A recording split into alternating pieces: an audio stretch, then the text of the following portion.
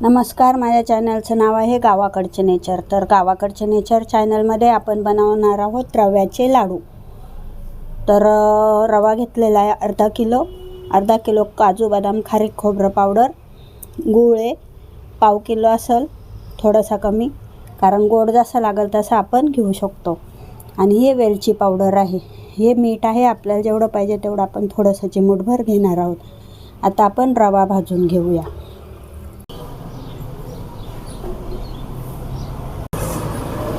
आता आपण रवा भाजून घेत आहोत.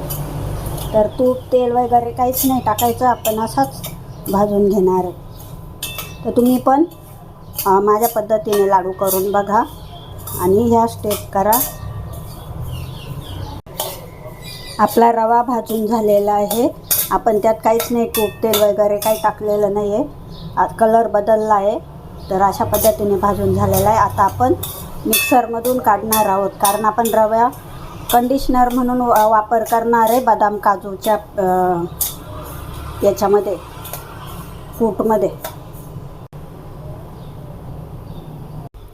तर हा रवा आहे ना, भाजून तो वाटून घेतलेला आहे, मिक्सरमधून बारीक केला आहे रवाळ पिठासारखा. तर आता आपण गूळ काढून घेणार आहोत. आता हे सगळं एकत्र करणार आहे आपण.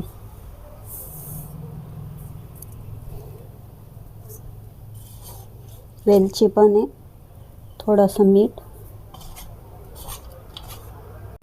आता हे आपण सगळं कालवून घेतलेलं आहे. आता आपल्याला पुढची प्रोसेस करायची. गूळ आणि तूप हे आपण गॅसवरती मिक्स करणार आहोत. आता आपण मेन प्रोसेस करणार आहोत. हे तूप टाकलेलं आहे आणि त्याच्यामध्ये आपण टाकणार आहोत गूळ. गरम झाल्यावरती तूप गरम झालेलं आहे, आता आपण गूळ टाकणार आहोत. पाक वगैरे काय करणार नाही, फक्त गूळ मऊ करून घेणार आहोत. गूळ एकदम बारीक झालेला आहे, आता आपण त्यात टाकणार आहोत.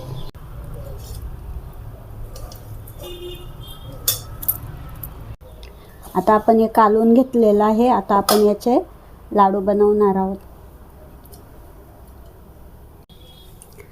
काजू बदाम खारीक खोबरं मनुके ड्रायफ्रूट आणि रवा भाजून बारीक केलेला मिक्सरमधून आणि गुळात आणि तूप, तर त्याचे लाडू आपण बांधलेले आहेत.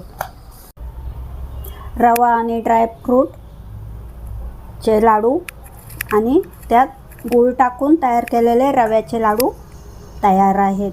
तर लाडू कसे झाले कमेंटमध्ये सांगा.